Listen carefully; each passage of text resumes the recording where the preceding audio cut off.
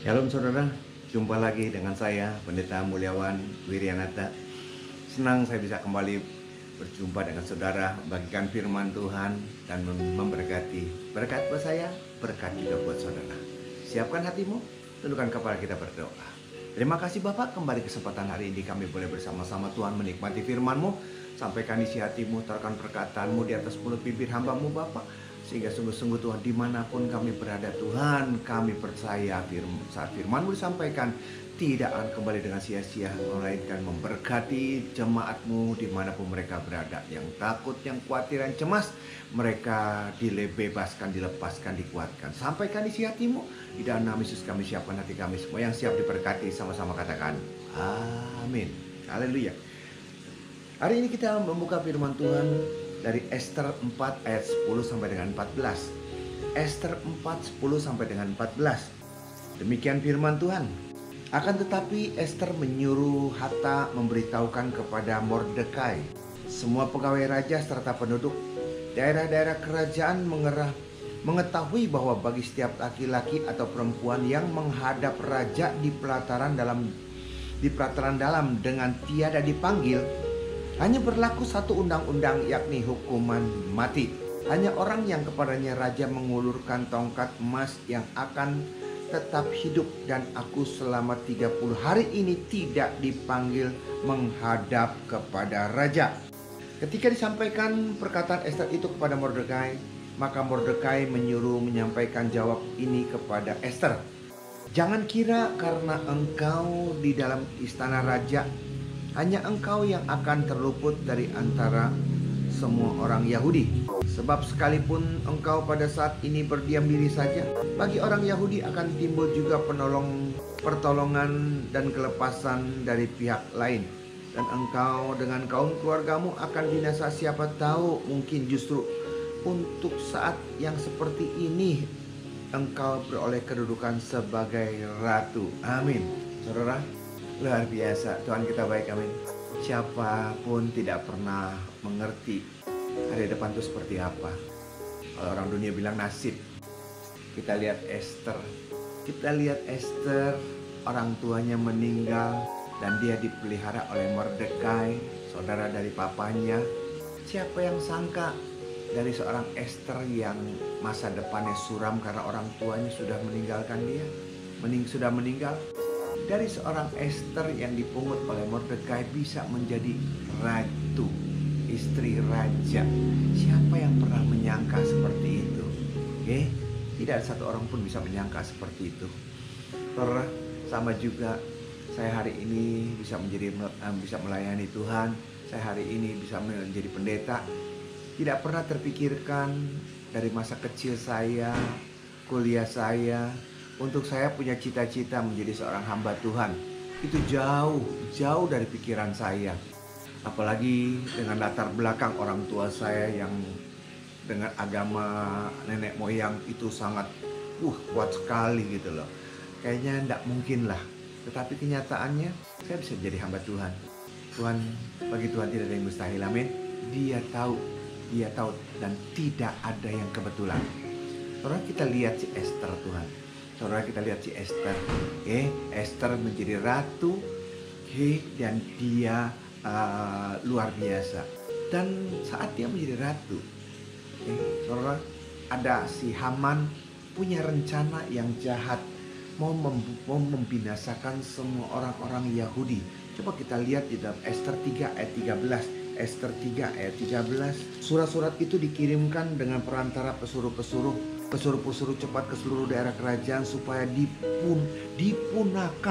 dibunuh dan dibinasakan semua orang Yahudi, daripada yang muda sampai kepada yang tua, bahkan anak-anak dan perempuan-perempuan, pada satu hari juga, pada tanggal 13 bulan yang ke-12, yakni bulan Adar, dan supaya dirampas harta milik mereka. Saudara, bayangkan kalau kita mendengarkan satu rencana yang luar biasa, semua orang-orang Yahudi akan dimusnahkan.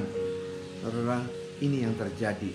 Dan Mordekai datang kepada Ester supaya Ester bicara kepada raja. Tapi Esther berkata seperti ini. Esther berkata di dalam ayat 11, Esther 4 ayat 11. Semua pegawai raja serta penduduk daerah-daerah kerajaan mengetahui bahwa bagi setiap laki-laki atau perempuan yang menghadap raja di pelataran dalam dengan tidak dipanggil, hanya satu undang-undang, yakni hukuman mati. Hanya orang yang kepadanya raja mengulurkan tongkat emas yang akan tetap hidup dan akan selamat. Dan aku selama 30 hari ini tidak dipanggil menghadap raja. Inilah polemiknya. Inilah Esther sudah 30 hari tidak dipanggil oleh raja. Hukumnya jelas, laki perempuan siapapun yang tidak dipanggil datang kepada raja, hukumannya adalah mati. Kecuali raja memberikan tongkatnya, excuse, orang itu bisa hidup. Saudara, ini yang terjadi. Tapi dia harus bertindak. Karena apa? Umat Yahudi terancam untuk dimusnahkan. Dia tidak bisa menghadap kepada raja karena 30 hari. Dan Mordekai mengingatkan kepada Esther. Esther, ingat ya, jangan karena kamu menjadi raja kemudian kamu tidak mau peduli. Mungkin, nah inilah saudara, kita tidak pernah tahu destinasi kita. Kita tidak tahu kenapa kita ada di sini. Mungkin, kata Mordekai, untuk itulah engkau jadi ratu. Saudara, inilah yang luar biasa. Jadi tidak ada perkara yang kebetulan buat saudara dan saya. Kalaupun kita punya kedudukan, kalaupun kita kaya, kalaupun kita diberkati, apapun pekerjaan kita, apapun profesi kita, saudara, itu tidak kebetulan. Siapa tahu memang Tuhan punya rencana melalui semuanya itu, kita akan menjadi saluran berkat. Dan yang luar biasa, bagaimana caranya Esther menghadap kepada raja, bagaimana Esther membalikkan keadaan dari keadaan yang tertekan seperti itu menjadi kemenangan. Saudara, judul khotbah saya pada saat kesempatan hari inilah membalikkan keadaan. Apa saudara? Membalikkan keadaan. Jangan pernah takut dengan keadaan yang sekarang. Kita tidak sendiri, kita bersama dengan Dia. Sekalipun orang punya niat yang jahat buat kita, Tuhan sanggup membalikkan keadaan menjadi berkat buat saudara dan saya. Siap diberkati? Mari kita buka firman Tuhan. Kita buka firman Tuhan dalam Esther 5 ayat 3 sampai dengan 4. Esther 5 ayat 3 sampai dengan 4. Bagaimana caranya Esther menanggulangi membalikkan keadaan dari terjepit menjadi kemenangan. Tanya raja kepadanya, apa maksudmu, hai Ratu Esther, dan apa keinginanmu? Sampai setengah kerajaan sekalipun akan diberikan kepadamu. Jawab Esther, jikalau baik pada pemandangan raja, datanglah kira-kira raja dengan Haman pada hari ini ke perjamuan yang diadakan oleh hamba bagi raja. Saudara, ini yang Esther katakan. Jika baik menurut pemandangan raja, jika baik menurut pemandangan raja, datanglah kira-kira raja dengan Haman pada hari ini pada perjamuan yang diadakan oleh hanya. Saudara, yang luar biasa daripada si Esther adalah dia tidak memaksa. Dia minta kalau raja berkenan untuk datang, kalau raja perkenanan daripada raja untuk dia mengundang raja dengan Haman ke dalam pestanya. Dan ini diulang lagi di dalam ayat 6 dan 8. Ayat 6 dan 8. Sementara minum anggur, bertanyalah raja kepada Esther, apakah permintaanmu niscaya akan dikabulkan, dan apakah keinginanmu sampai setengah kerajaan sekalipun akan dipenuhi? Maka jawab Esther, permintaan dan keinginan hamba ialah jika hamba mendapat kasih raja, dan jikalau baik pada pemandangan raja mengabulkan permintaan serta memenuhi keinginan hamba, datanglah pula kiranya raja dengan Haman ke perjamuan yang akan hamba adakan bagi raja dan Haman, maka besok akan hamba lakukan yang dikehendaki raja. Saudara, luar biasa. Esther, bagaimana Esther membalikan keadaan. Yang pertama adalah dia minta perkenanan daripada Allah. Dia minta perkenanan daripada Allah. Saudara, dengan datang kepada raja, dengan datang ke dalam pestanya. Saudara, ini yang luar biasa. Oke, dia tidak langsung to the point, langsung ke sana, tetapi dia minta perkenanan. Yang pertama adalah perkenanan daripada raja. Kalau kiranya raja berkenan, oke, datang ke pesta, nanti akan diceritakan. Oke, ini yang awal daripada untuk kita diberkati, ini awal segala sesuatu, perkenanan. Carilah perkenanan daripada raja, carilah perkenanan daripada Allah untuk kita bisa diberkati, untuk kita bisa membalikkan keadaan. Saudara, kalau raja di sini, oke, itu di sana kita bisa melihat ya, waktu raja minum, raja tanya, apa yang kau kehendaki? Setengah dari kerajaan pun akan kuberikan. Saudara, ada kebudayaan di zaman dulu, saudara. Kalau orang-orang lagi mau memutuskan suatu keputusan, biasanya mereka pesta, biasanya mereka minum minuman supaya mabok. Kenapa mabok baru ngambil keputusan? Karena ada dewa mabok. Waktu mereka mabok, mereka dekat dengan dewa mabok. Sehingga keputusan-keputusan waktu mereka lagi mabok seperti itu, waktu minum seperti itu keputusan adalah keputusan dewa. Itu yang terjadi. Dan inilah Haman, raja dengan Esther, perkenanan daripada raja, itu yang utama yang harus ada dalam diri setiap kita. Saudara, apapun, percuma kita kalau Tuhan tidak berkenan kepada setiap kita.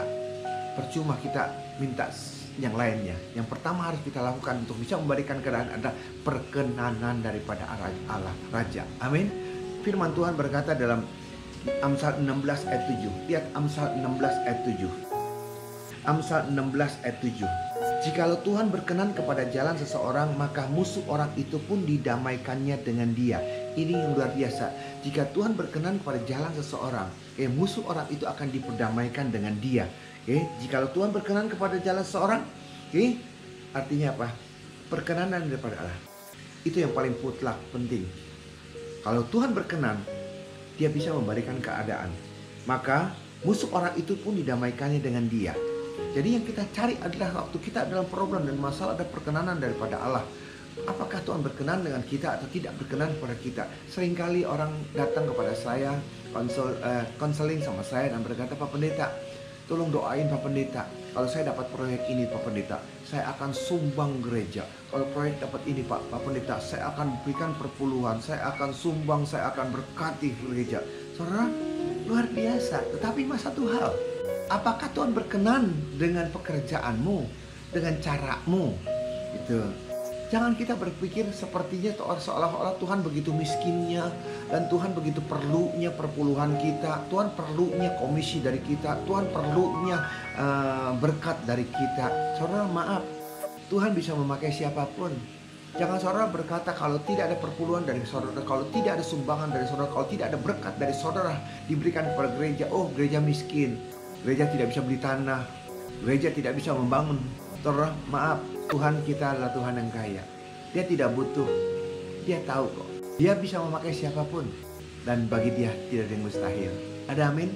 Carilah perkenanan daripada Allah. Itu awal daripada pembalikan keadaan. Pak, bagaimana kita bisa tahu perkenanan daripada Allah itu seperti apa, Pak? Apakah dia berkenan atau tidak berkenan? Kita lihat contoh yang luar biasa, saudara.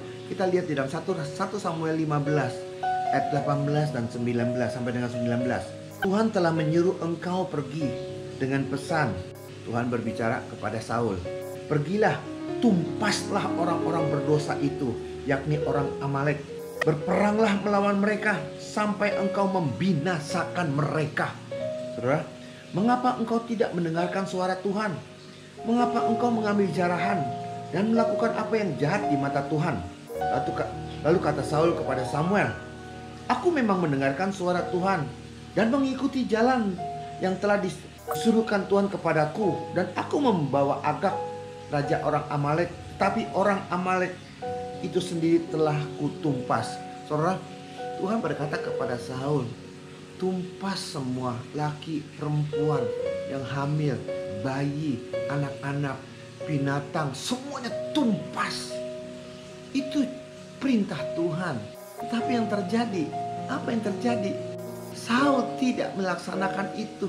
Dan Saul beralasan di dalam ayat ke-20. Aku memang mendengarkan suara Tuhan dan mengikuti jalan yang telah disuruhkan Tuhan kepadaku. Aku membawa Agag. Aku cuma membawa Raja Agag. Yang lain sudah aku bunuh. Saudara, kita melakukan firman Tuhan tidak bisa kita melakukan 9 atau 1, 9 dan kurang 1. Kalau Tuhan perintahkan 10, 10, 10-nya tuntas.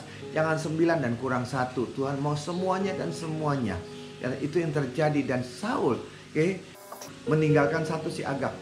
Yang lain semua dibunuh. Dan satu lagi 21. Tetapi rakyat mengambil dari jarahan itu kambing domba dan lembu-lembu dan yang terbaik yang dikhususkan untuk ditumpas itu, untuk mempersembahkan korban kepada Tuhan Allahmu di Gilgal. Saudara, ini yang terjadi. Tuhan berkata, tumpas segala sesuatu. Laki, perempuan, tua, muda, dan semua binatang. Tapi rakyatnya mengambil kambing domba yang tambun, yang gemuk. Dan mereka punya berpikir seperti ini. Kita bunuh sia-sia. Kenapa kita tidak ambil yang gemuk-gemuk? Kita potong untuk persembahan kepada Tuhan. Dan Tuhan tidak suka itu. Mereka tidak mengerti. Mereka tidak mengerti perkenanan daripada Allah. Mereka tidak mengerti. Coba saudara bayangkan. Aku tidak suka barang ini. Buang barang ini. Kemudian saudara lihat barang itu bagus. Saudara kemudian kasih ke saya. Saudara, bagaimana perasaan saya? Saya berkata gini, aku tidak mau ini semuanya sampah. Tapi engkau memilihkan dari sampah-sampah itu dan diberikannya kepada saya. Saudara, persembahan itu bukan berbau harum tetapi berbau busuk di hadapan Tuhan. Inilah perkenanan daripada Allah. Perkenanan daripada Allah adalah satu. Ikuti, turuti firman Tuhan. Apa yang firman Tuhan sampaikan, ikuti itu. Jangan tawar-tawar. Jangan tawar-tawar. Apa dikatakan? Ya, tidak, dan tidak. Lebih daripada itu datang daripada setan. Bahkan firman Tuhan berkata dalam 22 ayat 22 dan 23. Lihat ayat 20-23. Akibat itu semua 22-23. Tapi jawab Samuel, apakah Tuhan itu berkenan kepada korban bakaran dan korban sembelihan? Sama seperti kepada mendengar suara Tuhan. Sesungguhnya mendengarkan lebih baik daripada korban sembelihan, dan memperhatikan lebih baik daripada lemak domba-domba jantan. 23. Sebab pendurhakaan adalah sama seperti dosa bertenung, dan kedegilan adalah sama seperti penyembah berhala dan terafin. Karena engkau telah menolak firman Tuhan, maka ia telah menolak engkau sebagai raja. Oh saudara, inilah Tuhan tidak berkenan kalau engkau menolak perintahku dan aku juga menolak engkau sebagai raja. Itu yang terjadi.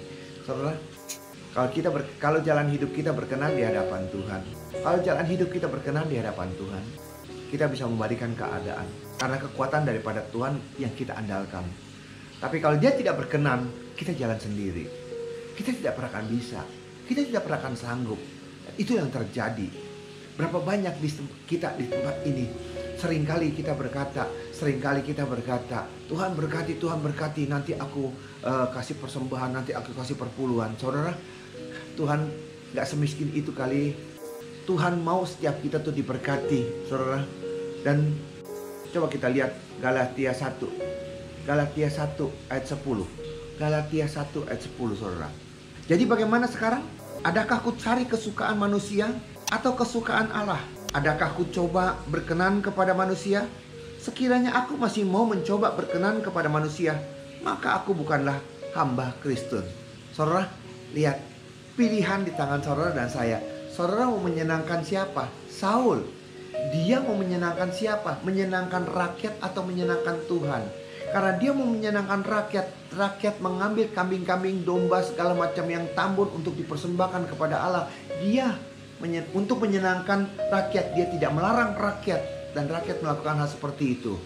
Dan tanpa dia sadari, apapun yang dilakukan ini, dia tidak menyenangkan Allah. Saudara, dan Allah marah di sini. Itu yang terjadi. Makanya firman Tuhan dalam ayat 10, Galatia 1:10. Jadi bagaimana sekarang? Adakah ku cari kesukaan manusia atau kesukaan Allah? Saudara, siapa yang ingin kita senangkan? Siapa yang ingin kita sukakan? Saudara ingat Sadrak, Mesak, Abednego? Siapa yang dia mau senangkan? Raja, aku tidak akan menyembah patungmu. Tuhanku bisa menolong aku. Kalaupun dia tidak menolong aku tetap tidak akan menyembah patungmu. Wow. Bahaya di depan mata. Raja marah. Api dipanaskan 7 kali lipat. Luar biasa saudara. Yang membawa untuk melempar saja, pelayan-pelayan saja yang melempar aja mati, kebakar saudara, kehancuran. Apalagi yang dibakar. Tapi kita lihat bagaimana saat dia menyenangkan daripada Allah, saat apa yang dilakukan berkenan di hadapan Allah, di tengah mara bahaya, di tengah api yang panas seperti itu, tidak ada bau sangit pun, selembar rambut pun tidak ada yang kebakar, karena di sana ada Immanuel, Allah Immanuel yang menyertai saudara dan saya. Itu yang luar biasa, saudara. Perkenanan daripada Allah sungguh kita butuhkan. Siapa yang mau kita senangkan di sini? Kalau Tuhan berkenan kepada jalan setiap kita, Tuhan pasti akan memperdamaikan kita. Ada jemaat yang datang, dan dia berkata, Pak Pendeta, bagaimana caranya Pak Pendeta? Saya dikejar-kejar debt kolektor, usaha pekerjaan saya jatuh Pak Pendeta. Saya berkata, kalau jalan hidupmu berkenan di hadapan Allah, maka musuhmu akan diperdamaikan oleh Tuhan. Jadi gimana caranya? Kau pinjam kepada siapa? Datang kepada dia. Bicara baik-baik sama dia untuk minta kesempatan. Jangan lari, jangan bersembunyi. Jangan lari, jangan bersembunyi. Hadapi itu. Hadapi itu. Kemudian sudah kau hadapi itu, datang kepada Tuhan. Minta ampun kepada Tuhan. Mungkin karena engkau sombong, angkuh, mengandalkan dirimu sendiri, mengandalkan bank, mengandalkan orang lain, mengandalkan kekuatan yang bukan daripada Tuhan. Akibatnya Tuhan marah. Begitu kau bertobat, kau minta ampun sama Tuhan, maka Tuhan akan memulihkan. Saudara, inilah kesaksian yang saya pernah yang saya pernah dengar, saudara. Begitu orang itu melakukan seperti itu, saudara. Kemarin ini dia telepon sama saya, Pak Pendeta, sekarang saya punya uang untuk bayar. Kok bisa? Ya, sesudah saya datang kepada pihak bank, kemudian saya minta ampun, bertobat kepada Tuhan. Bisa saja dalam keadaan pandemi seperti ini, entah itu orderan, ada orderan masker, ada orderan vitamin, ada orderan madu, ada orderan minyak kayu putih, apa saja itu bisa ada aja Pak Pendeta yang minta ini, yang minta. Mula-mula saya meremehkan, mula-mula saya menganggap sepele. Kapan kayaknya, kapan itu, tapi Pak Pendeta, itulah yang terjadi. Tuhan bukakan tingkap langit, apapun, semuanya bisa. Hal-hal yang gak pernah saya pikirkan. Saya bukan pekerjaan seperti itu, tapi saya pernah bayangkan jual minyak kayu putih, jual vitamin, jual hand sanitizer, cuman jual-jual seperti itu saja. Saudara, dia diberkati luar biasa. Dan itulah saudara, kalau Tuhan berkenan kepada jalan setiap kita, dia akan memperdamaikan kita. Ada amin? Carilah perkenanan daripada Allah, dia yang akan membalikan keadaan. Haleluya. Yang kedua kita lihat, Ester 7 ayat 2 sampai dengan 4. Ester 7 ayat 2 sampai dengan 4. Pada hari yang kedua itu, sementara minum anggur, bertanyalah pula raja kepada Ester, apakah permintaanmu hai Ratu Ester? Niscaya akan dikabulkan. Dan apakah keinginanmu? Sampai setengah kerajaan sekalipun akan dipenuhi. Nah, disinilah Ester baru bicara. Maka jawab Ester, sang ratu, ya raja, jikalau hamba mendapat kasih raja, dan jikalau baik pada pemandangan raja, karuniakanlah kiranya kepada hamba nyawa hamba atas permintaan hamba, dan bangsa hamba atas keinginan hamba. Karena kami, hamba serta bangsa hamba, telah terjual untuk dipunahkan, dibunuh, dibinasakan. Jikalau seandainya kami hanya dijual sebagai budak laki-laki dan perempuan, niscaya hamba akan berdiam diri. Tetapi malapetaka ini tiada taranya di antara bencana yang menimpa raja. Maka bertanyalah Raja Ahasiweros kepada Ester sang ratu, siapakah orang itu dan di manakah dia yang hatinya mengandung niat akan berbuat demikian? Lalu jawab Ester, penganiaya dan musuh itu ialah Haman, orang jahat ini. Maka Haman pun sangatlah ketakutan di hadapan raja dan ratu. Saudara, untuk kita bisa membalikan keadaan, yang pertama kita cari perkenanan daripada raja, perkenanan daripada Allah. Kalau Tuhan berkenan pada jalan setiap kita, dia akan memperdamaikan kita. Ada amin? Yang kedua, saudara, sebagaimana Ester menyerahkan problem masalahnya kepada raja. Ini loh ada rencana untuk membinasakan, membunuh. Saudara, inilah serahkan masalahmu kepada raja. Jadi dengan kata lain, Esther membalikan keadaan bukan dengan tangan kekuatannya. Dia membalikan keadaan memakai tangan raja. Siapa itu? Haman. Dialah. Saudara, itu yang terjadi. Oleh karena siapapun kita di tempat ini, kalau kita mau membalikan keadaan, kita tidak mampu jalan sendiri. Kita tidak sanggup jalan sendiri. Hanya dengan kekuatan Tuhan kita bisa survive membalikan keadaan. Serahkan masalahmu kepada Dia, biar Dia yang bertindak. Serahkan problem apapun itu ke dalam tangan Dia. Percayalah, Tuhan yang akan bertindak. Dengan tinggal diam kita percaya terhadap kekuatan saudara dan saya. Ada amin, itu yang terjadi. Saya teringat dengan satu kisah yang luar biasa di dalam 2 Raja-Raja 19. 2 Raja-Raja 19 ayat 14 sampai dengan 15. 2 Raja-Raja 19. Hizkia menerima surat itu dari tangan para utusan lalu membacanya. Kemudian pergilah ia ke rumah Tuhan dan membentangkan surat itu di hadapan Tuhan. Lihat saudara, Hizkia dapat surat ancaman. Begitu dapat surat ancaman, surat ini dia bentangkan sama Tuhan. Tuhan baca nih. Luar biasa. Dia serahkan ini kepada Tuhan. Tuhan ini baca Tuhan. Ancaman ini Tuhan. Penghinaan ini Tuhan. Menghina Allah, menghina Tuhan. Hizkia berdoa dan di hadapan Tuhan dengan berkata, ya Tuhan Allah Israel yang bertata di atas karubim, hanya Engkau sendirilah Allah segala kerajaan di bumi. Engkaulah yang menjadikan langit dan bumi. Lihat saudara, dia datang kepada Tuhan, dia berseru kepada Tuhan seperti itu. Kenapa? Karena ada ancaman, ada hinaan. Hinaannya seperti ini. Ayat 10, beginilah harus kamu katakan kepada Hizkia raja Yehuda, janganlah Allahmu yang kau percaya itu memperdayakan engkau dengan menjanjikan di Yerusalem tidak akan diserahkan ke dalam tangan Raja Asyur. Sesungguhnya engkau ini telah mendengar tentang yang dilakukan Raja-Raja Asyur kepada segala negeri, yakni bahwa mereka telah menumpasnya. Masakan engkau ini akan dilepaskan? Negara raja-raja yang lain sudah dihancurkan, ilah-ilah mereka sudah dikalahkan. Mereka menyamakan Allah dengan Allah-Allah mereka, dengan patung-patung yang tidak bersuara, patung-patung yang tidak bisa bersuara, yang tidak bisa mendengar, yang tidak bisa berjalan. Allah disamakan seperti itu, saudara.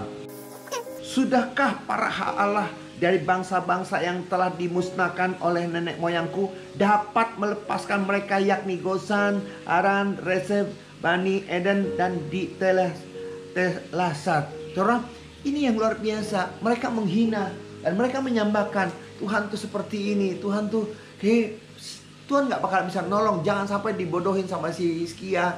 Allah-Allah lain mana bisa berkuasa, mana mereka bisa berjalan, mana mereka bisa bertahan. Mereka semua kalah. Jangan sampai dibodohi. Saudara, ini yang terjadi dan surat-surat ini disampaikan kepada Allah. Dan Tuhan baca sendiri, Tuhan, engkau dihina, engkau disamakan dengan Allah-Allah mereka, Tuhan. Engkau disamakan seperti patung-patung, engkau disamakan seperti berhala-berhala, Tuhan. Saudara, apa yang terjadi? Tuhan bertindak. Ayat 35.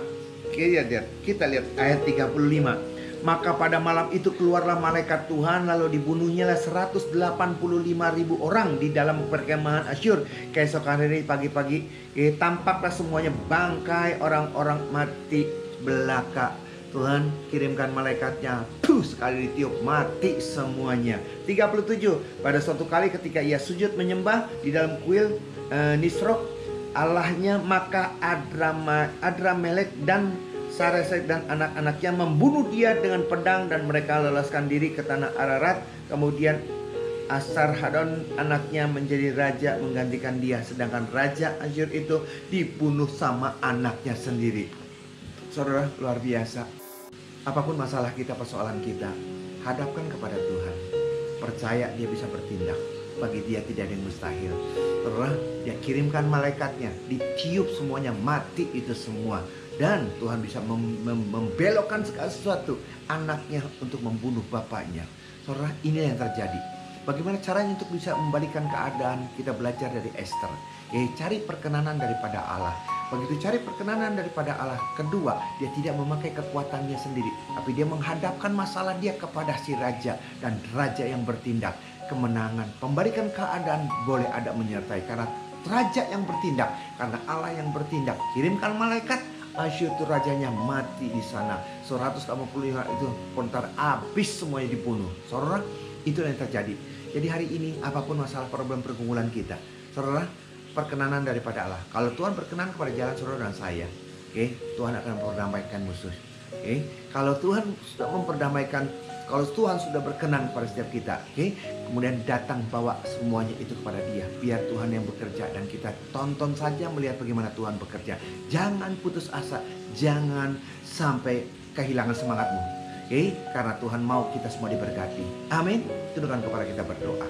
Terima kasih Bapak. Ingatkan pada setiap kami untuk kami boleh berjalan seluruh kehendak-Mu, sehingga persoalan masalah kami bisa membalikan keadaan. Kalau Engkau berkenan pada jalan setiap kami Bapak, Engkau akan campur tangan untuk memberkati. Perhadapkan semua masalah kepada tangan Tuhan.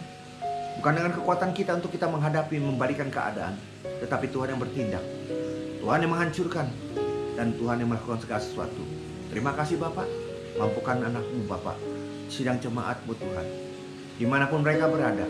Kekuatan daripada-Mu Bapak, hikmat-Mu menuntun setiap langkah mereka, khusus dalam keadaan seperti ini, untuk mereka tidak tawar hati, tetap bersemangat, tetap percaya Tuhan menyertai mereka. Memberkati negara kami, presiden, wakil presiden, dokter, gubernur, suster, dan semua jajaran sampai yang terendah.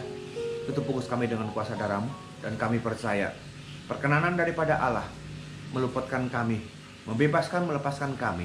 Negara kami diberkati, ekonomi diberkati, tidak ada perusuh segala macam, dan kami percaya semua berkat perlindungan-Mu, karena ada orang benar yang berdoa bagi negara ini. Terima kasih, dalam nama Yesus berdoa. Haleluya. Amin. Shalom saudara. Demikian firman Tuhan, dan saya percaya kita semua diberkati. Sampai jumpa dalam sesi yang akan datang. Tuhan Yesus berkati. Shalom.